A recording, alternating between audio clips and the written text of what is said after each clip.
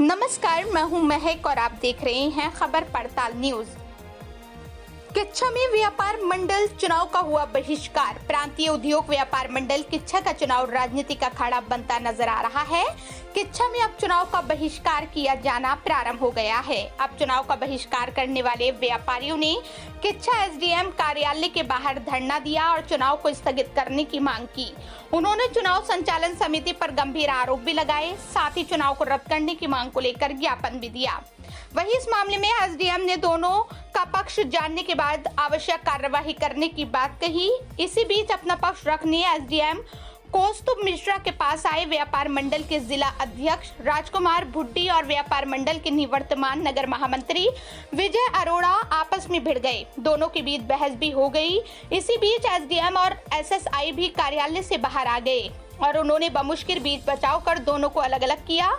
व्यापार चुनाव संचालन समिति ने 25 जुलाई तक चुनाव संपन्न कराने की घोषणा कर दी है, जिसके बाद प्रत्याशी मैदान में डटे हुए हैं।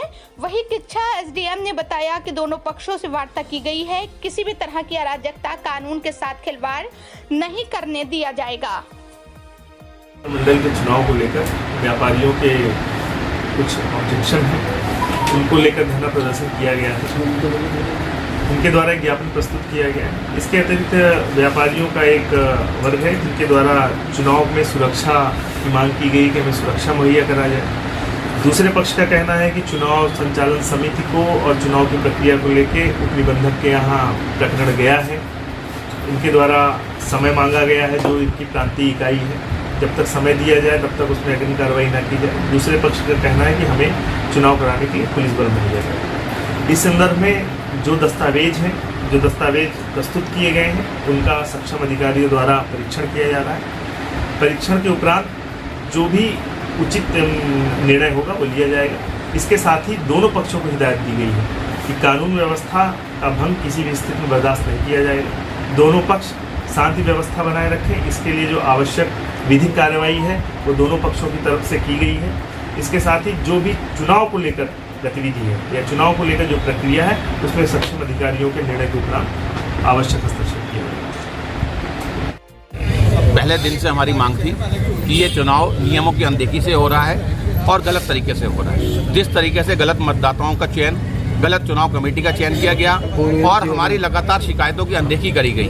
मैंने पहले दिन से कहा था कि ये चुनाव गलत हो रहा है। जब तक कि चुनाव की प्रक्रिया को सही नहीं किया जाएगा ये चुनाव नहीं होने दिया जाएगा। उसी क्रम में आज हम लड़ाई लड़ रहे हैं और लड़ते रहेंगे और इस लड़ाई को अंतिम चरण तक लेके जाएंगे जब तक ये चुनाव नहीं रुकेगा। मेरे द्वारा इस चुनाव का बहिष्कार किया गया था और उस बहिष्कार का आज आप देख रहे हैं और दिन आ रहे हैं। जैसे जैसे दिन बढ़ेंगे आंदोलन तेज होता जाएगा। मेरे द्वारा जिलाधिकारी जी को शिकायत की गई थी सर, उप जिलाधिकारी को शिकायत की थी। उन्होंने ये शिकायत पत्र मेरा एसटीओ हल्द्वानी को भेजा था। एसटीओ हल्द्वानी के पास मैं स्वयं भी गया था।